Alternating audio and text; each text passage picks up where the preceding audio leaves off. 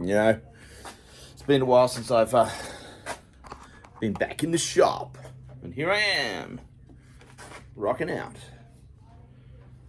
So I've milled up a whole heap of wood, and I'm back. Build-wise, I'm going to kind of take you through how I'm doing it. Parts that we're going to be using. We've got ply for the body, 3mm ply for the top and the bottoms, which is going to be reinforced. Yeah, and all of the timber is actually, to be honest with you, apart from the ply top, bottom is all reclaimed timber from old wardrobes. So you can see here's some of the joining from the old wardrobe on this piece. I think this is actually oak. It's quite nice actually. It's kind of a, I'm going to ebonize this. I'm going to ebonize the neck and the body. This is all old pallet timber as well. So the body's made out of old pallet timber. And so we're going to show you how this has been done. Now this is just a simple length of timber cut to size. You notice I've kept the hole from the tree there, which I love. This is going to be a Big Wolf guitar. So I've got some Big Wolf artwork, which I'm going to be decoupaging onto the box. Once I've done it, I'm about to build the box, which will be glued and nailed.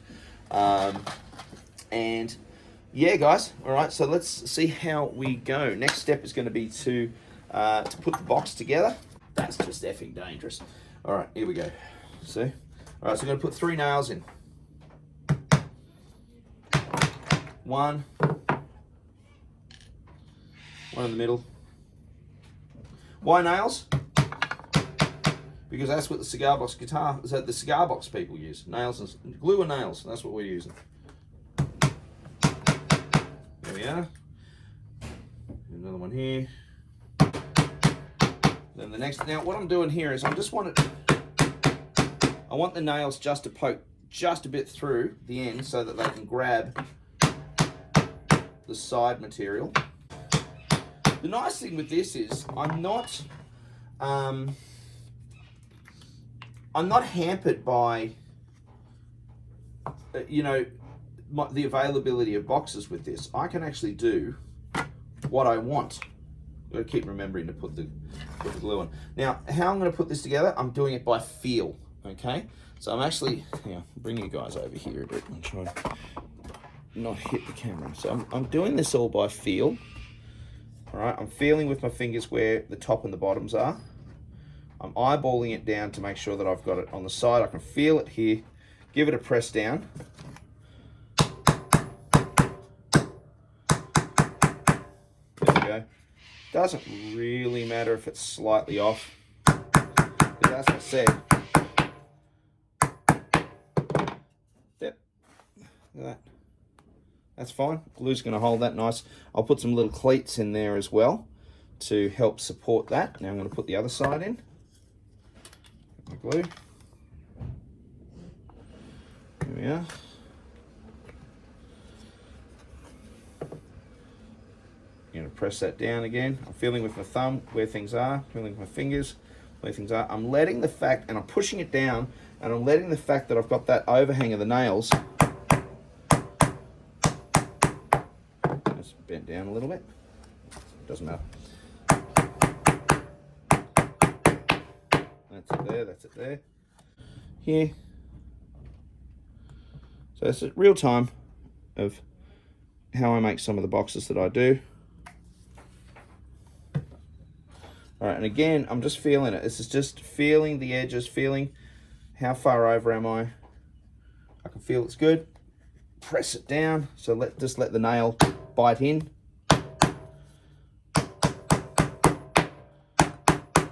Whoop. I can tell I've hit the nice hard piece of wood in there. That's all right. This is marine grade ply. Whoa! Really didn't want to go in there. Something hard. As I said, I'm really not particularly fussed about. There we go. Let's just see if we can get one nice hit. Yep. And we're in. That one there. All right, now we're going to do the same over here. Just make sure that it's sitting nicely. There. Feeling it here. Just taking off some of that excess glue. Give it a press down so the nails bite in. 1, 2, 3.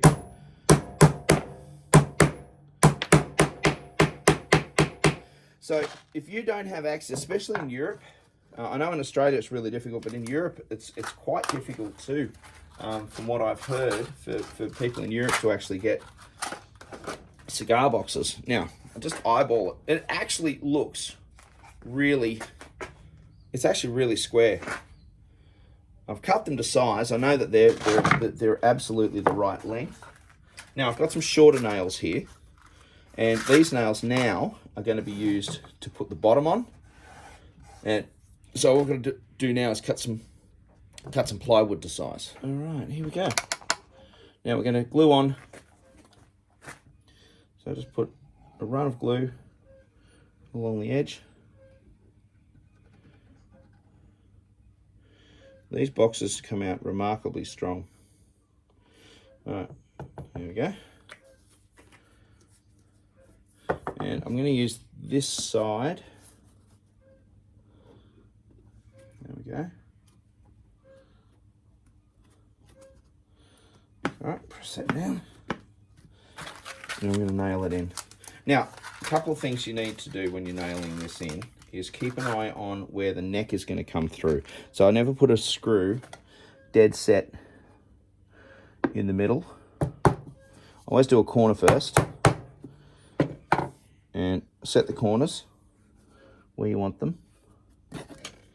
You usually try and do a little bit of an angle. And what will happen next is I'll run this up the bandsaw. There we go. Take the sides up the bandsaw. Alright, so now I know where the sides are on this. I'm going to actually put a few nails in now on the side. I'll put 3 along the side. I'm not measuring them out. I always just eyeball them.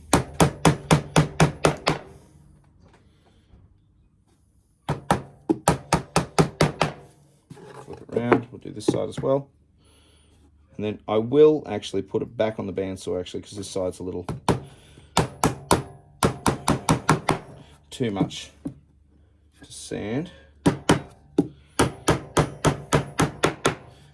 Got to preserve your sandpaper if you can.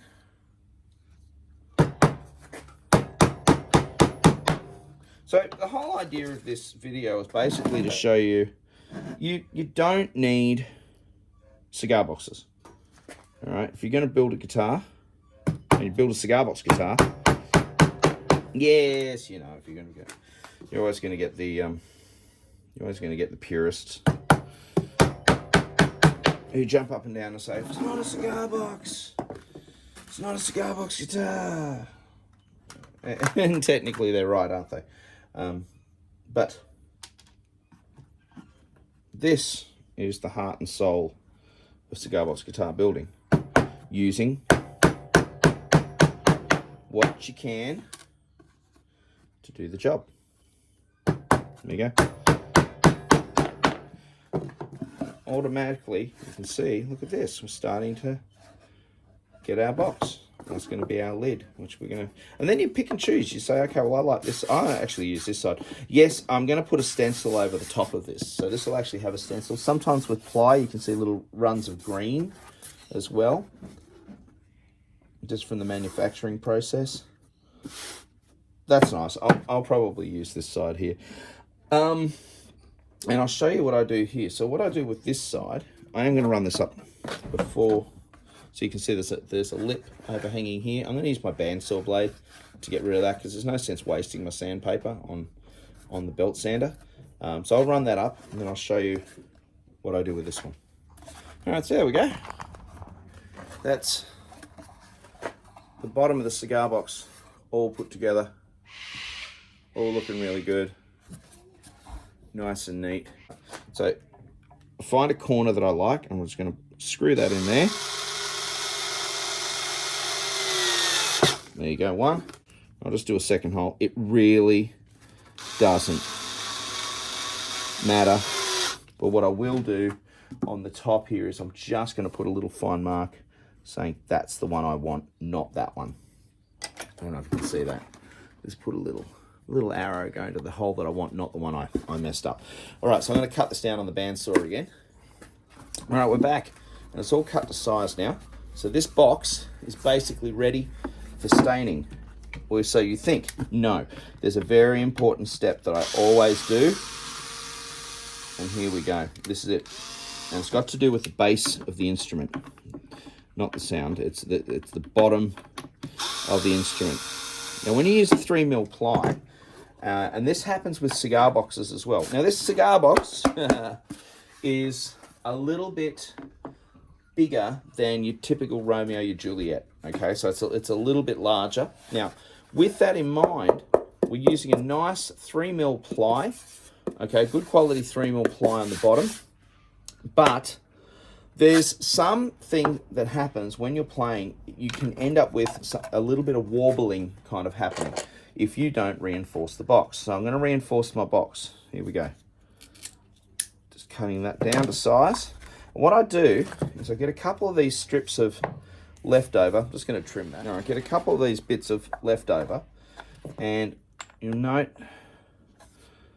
it's basically what I'm doing is bracing the bottom of the box so that we don't end up with this funny kind of wobble. Like when you're playing, if you put pressure on the back of the box, it'll actually change the pitch of the notes that you're strumming. It'll be like a kind of like a wobble board, you know, and you really don't want that. Okay, so I do an H. I do what I call an H brace. So all my guitars get an H brace, the ones that I make. And they all sit in there. I get my glue. And there we go. And put some glue on there. I get an H brace here. Now later, when it comes to putting the top on, there'll also be a top brace that I do. All right, there we go. Put a little bit of glue there. Glue here on the side. There we are. And press it down. There we go. Let's clean it up a little bit. You're not going to see any of this. This is all hidden inside the guitar, but I know it's there. Give it a good press. If the timber's a little wibble wobbly, put something heavy on top of it. This is nice and flat. This wood, it's not going to lift. And then basically I leave it. So now that's it there. Okay, the next important step to do is I don't want to mix this up because this is not exactly square. I know it's going to be out like a 0.5 millimeter or something like that, like something minuscule, but my eyes will pick it up. And what I do is I pick the top. I put an arrow there. I put an arrow here. Now this tells me, and I give it a number, and I might give it a number. So I'm actually going to call this number 1 because this is the first one back for a little while doing this. So I'm going to call it number 1. So this way, if I make 3 or 4 boxes, I know that this lid lives with this box. Okay, and I know that this lid and this arrow, they match up and they sit like that. Now I'm going to take the screws out now because I won't need those in there now until later when I put the guitar back together. Put those back in my little screw box up the top up there. I won't need my hammer anymore. I don't need the nails. I can put the nails away. That's the box made. This is the neck. I'm checking now. This spot on the neck here, on the neck tenon here, is going to butt up against the back here when this comes through. So I'm going to do this, and I'm checking. Come over here and have a little look at what I'm doing there. I'll do it this way so I can see. I'm just checking. I'm butting that up against here, lying it down, and then what I'm going to do is I'm going to get my pen. I'm probably reaching across your vision now. I'm going to get my pencil. That's a terrible pencil. And why are none of my pencils sharp? And I'm just putting a mark on the neck where the fretboard's going to touch the body. There it is there. So I've just put a mark on the neck now. So I'm about to cut a fretboard to length and glue the fretboard on. So while this is drying and I'm going to stain it, I'm going to have the fretboard, I'm going to cut the fretboard to length now. I'm going to put it on. It'll overhang slightly. And as I said, this is the fretboard that I'm going to use. This is the fretboard material. Yes, it will be a fretted instrument. All right, here we go. Let's glue and screw. All right, so the fretboard's glued down where I want it to be. I'm now just going to clamp it on. There we go. Now, just remembering, all this timber that I'm using is all reclaimed. There we go. And pop this one on. Usually 5 or 6 clamps I find is enough. Don't put them on mega tight. They don't have to be really, really, really super tight. They've just got to hold it on. Let the glue do the job. All right, so just gonna put that on there and put that on, glue it there, and glue this one. I just want to center it a little bit. There. Not too tight, not too tight, not too tight, not too tight. All right, we're going to pop this over here. Pop it. There we go. Usually just use the lid. This was a chocolate brown, but it's gone a bit funny. So it's actually almost a black now, which I quite like. There you go. Just giving that a once over. And again, I'm really not too precious with it. You can see what I'm doing here. Not being precious at all. And look at that. Look at that. Look how rustic that looks now. There you go. Run it up the sides. But it does work. It looks really cool. And then the top. Now, the first thing I do with the tops is I run the stain along the side. Don't forget to do that because if you don't stain the top of these, it really does look like you've missed it because it'll be like a white band around the edge of like a darkened timber. Now, a couple of things you can do now. At this point, you can decide, okay, well, I'm going to put sound holes in. I'm going to put F holes in. I'm going to do my own, groovy C-shaped F holes or something, or if I'm, B for birdwood, or, if I was going to do, for barrel dog band, for example, I'm going to be doing some dog bone shaped sound holes, that kind of thing. But, oh no, chef. Uh-oh, fuck that up. Excuse my French. Okay, this is a real life show. Someone said to me during the podcast, I love it when you guys swear on the podcast, because I don't think this is a show for kids. I promise you I do try not to. There we go. Hey, look. Done. All right, so that's the artwork that I've put onto the guitar. And this basically is what the guitar's going to look like now. There. All right. Got a hand planer. Run the hand planer up. Let's feel it. It still needs more here. There you go. Yep. Perfect. Flip it. Flip it the other way now because that was good. I'm not going against the grain, I'm going with the grain, so I'm reducing the chance of tear out.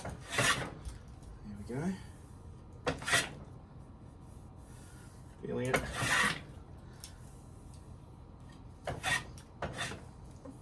Beautiful. All right, that's it. Easy as that.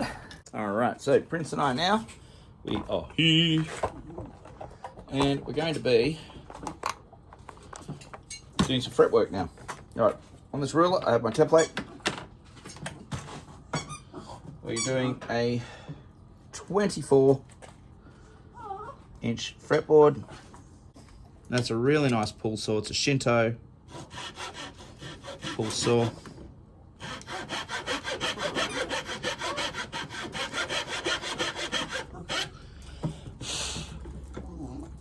Just making sure that I'm sitting nice and we're perpendicular.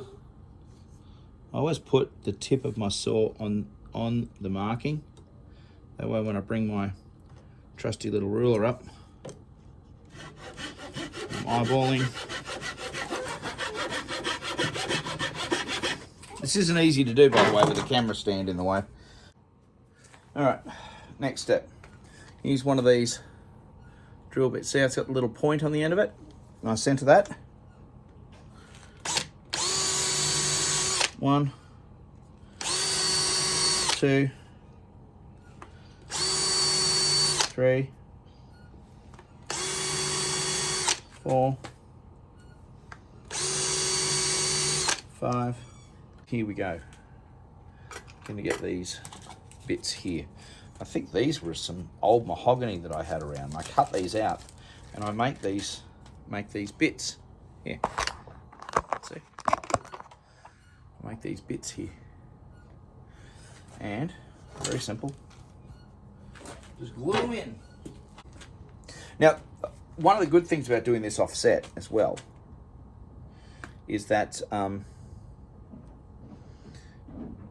you basically, it really saves a lot of time and measurement and headache, because if you do it if you do it offset, you don't have to find dead center. We're just going to hammer these suckers in. Everything. All right, here we go. 1, 2, 3, 4. So give me a hammer in. That's it. Done. Done. Get the glue off. All right. I get a little bit more of this t-shirt. Cut some of this off this t-shirt here. Put some water on it.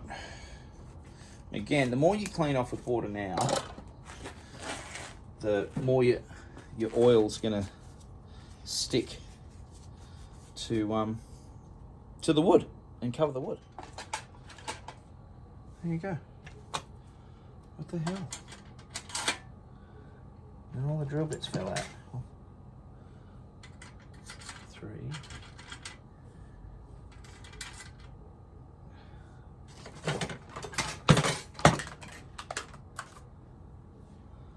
Bit of old fret wire there.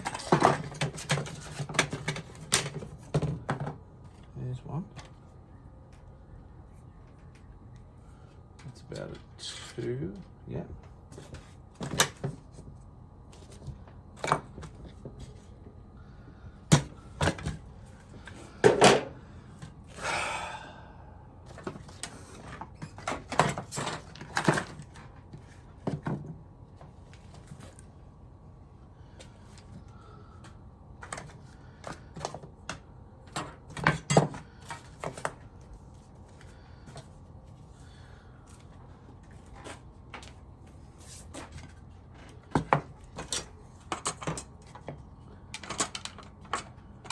So,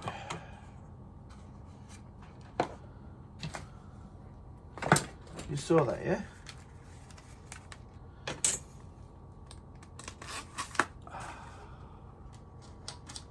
Sometimes it is good just to pack up for the day and say, yeah, I'm done. Problem is, right, I'm very tired, but what else works well? Rivets, the metal from rivets on dark timber actually looks really ace. I've done that on jig joint rockers that I do a couple of times, and that actually looks really ace. Right, here we are after a bit of a break, ready to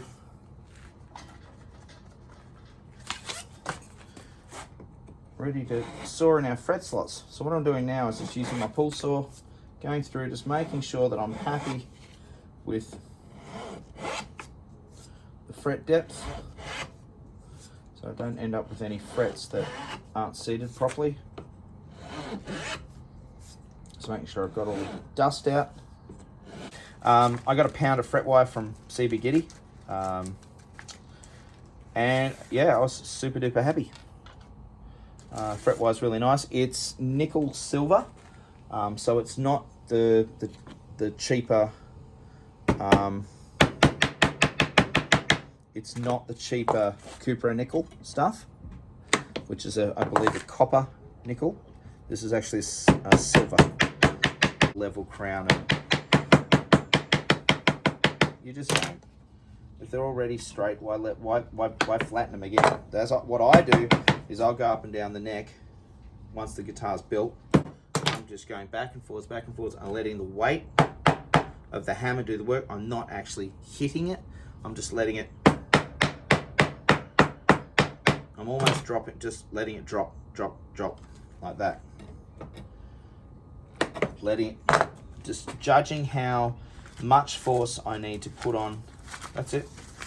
Just judging how much force I need to put on the hammer, the downstroke on the hammer, based upon the thickness, based upon the denseness, really of the timber. Now, what I'm going to do now is I'm just going to eyeball down the neck. All right. So what I'm doing now is just eyeballing. That just looks so good. Like, it is just dead set straight. It is so straight. It is so lovely. It's really great. This little file has got a rounded side and it's got a square side. Personally, I like using the square side carefully, and I curve. What I'm doing is I'm taking the sharp edge off, and I can feel it.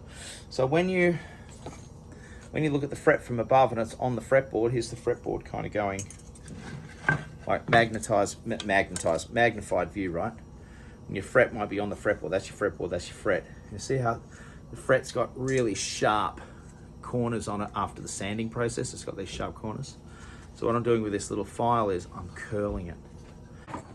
Please invest in a little file like this. Now, if you don't have access or can't afford it, you can buy these little things from your local hardware store or $2 store. They're little triangular files. All I did, this is a sharp, edgy little bit here, but just in case I need it. But here on the sides, there's two of these sides I've actually sanded smooth. So what I can do with these is I don't need the fancy one if I don't want to, and I can hear it. And I'm just going around, curving it. All right, here we go, my favorite part of the whole process on these necks. Oil. I like using a nice linseed oil on my necks. And as I said, I'm actually not going to, I was thinking about ebonizing this, but I'm not actually going to. No, I'm not going to. And the reason for that, I think it's got these really nice striations on them, on the fretboard. Look at that. It's so cool. It's really delicate. And this fretboard and the fret dots are going to come up a freaking treat. Look at that. Look at that's coming up. And, you know, it's nice. This fretboard's really delicate. It's got some really lovely delicate grain. It's a nice little whirl there on the top. I don't know if you can see that. See that? Look at that. But look at it. It's golden. It's got this golden hue. And I'll just go in the back there. We'll do on the back. Now, I haven't actually put in the string ferrules here. I'm still figuring out how I might actually earth this one, because I'm doing a traditional bridge with it. I'm not going to do I'm not going to do one of those little electric guitar bridges. This one's going to be a traditional timber bridge. But to do that means I've got to be a little bit fanciful with the earthing. All right, so there we go. Back up and down. Just make sure it's all nice and oiled. There we go. Perfect. Ah, look at those little dot markers on the side of the neck. Dot markers there. That's gonna be hot, man. Woo woo! How good's that? How good is that? All right, now I'm gonna actually hang this. Hang it up there. Just got some little nails, some screws up there. There you go. That'll just stay there overnight. She'll dry nicely. Now the box. All right, I've got to wash that. It has to get washed thoroughly in water, that rag, otherwise it can instantaneously combust. All right, next I use a water-based, which I'm running out of, but I do use a water-based clear. All right, there's not much left in there, but the thing that I really like about this old stuff is that it's got bits in it. It's not completely clean, and I am just literally slapping it on. All right, now the one thing I don't want to do, however, is go over the artwork too much, because it'll start to run, and I don't want it to run. Cool. Just use a normal, nice amount of clear, and I'll only give it one coat. I literally will only give it one coat. That's it there, and then we'll run it up the side. Why do I only give it one coat? Well, because I've used a floor sealer anyway, which is water-based, and then I want to use this water-based sealer, and just to kind of protect it from the elements. And look at that. And it just adds a little luster to the box. Yes, I know. I said I don't want luster. I want it to look all rustic, but I do like a little luster on it. And what I'll probably end up doing, to be, TBH, is, there we go. Look at that.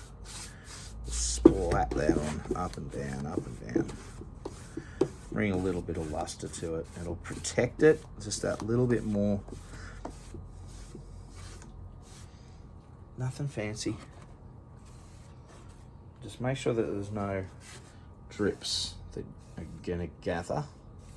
And make sure I've got the edge. All right, and quite literally now, what will happen is that tomorrow, this guitar will quite literally be ready for final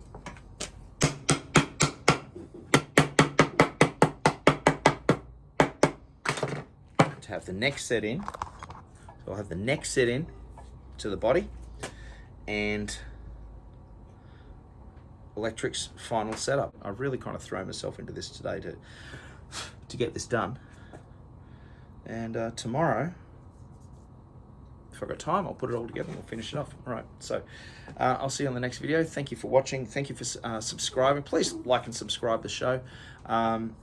If you're ordering any parts, consider using CB Giddy. If you go down into the information section of this video, the video description, you will see an affiliate link for cbgiddy.com. Use the affiliate link and the promo code to get 10% off the price of your first 3 orders with them. Thank you for those people who are actually using the affiliate link and promo code anyway, and I've used more than 3. But that really supports the show. It really supports what I'm doing here, and it helps in a big way, because there are costs involved in doing the podcast and the show, which I pay for. I don't mind doing that, but it's nice to get a little bit of help to do it if you're liking the shows and if you like the content. Big thank you again. All right, see you on the next video. Catch ya. Bye.